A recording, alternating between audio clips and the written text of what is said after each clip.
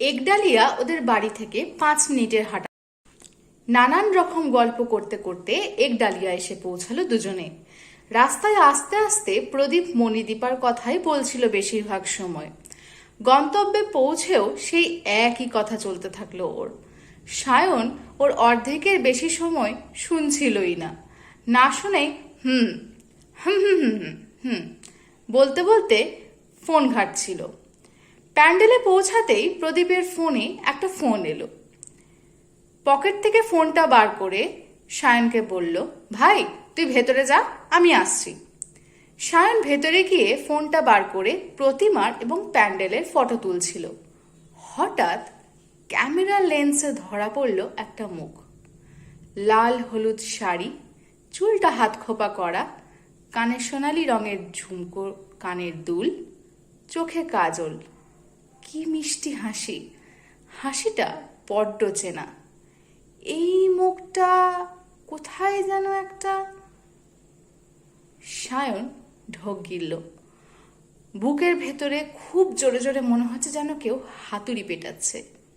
পা আটকে গেছে সায়নের। মেয়েটার পাশে আরো দুজন মেয়ে দাঁড়িয়েছিল, বন্ধুই হবে বোধহয়। হঠাৎ সায়নের সামনে কে একজন একটা তুড়ি মারল। সায়ন চমকে উঠল। মেয়েটা একদম সামনে চলে এসেছে, অনেকটা কাছে। এতক্ষণ ক্যাবলার মতো তাকিয়েছিল সায়ন ওর দিকে। ওকে সামনে দেখে ওর চোখ কপালে উঠল। কিরে, চিনতে পারছিস? মেয়েটা হঠাৎ বলে উঠল। সায়নের মুখ থেকে কথা সরছিলই না। কথা বলতে গিয়ে তোতলে গেল, বলল, হ্যাঁ চিনবো চিনবো না কেন? কেমন আছিস? আমি আমি আমি আমি ভালো আছি। এই চলে যাচ্ছে। মেয়েটা জিজ্ঞেস করলো, তুই একা এসছিস? তাহলে চল আমাদের সাথে।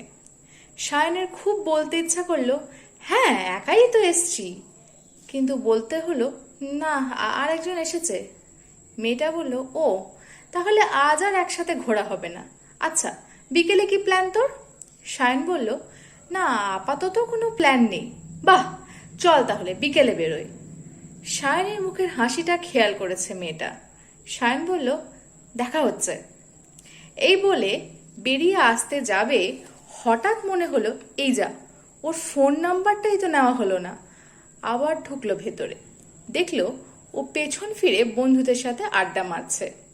সায়ন ডাকলো, এই শ্রী।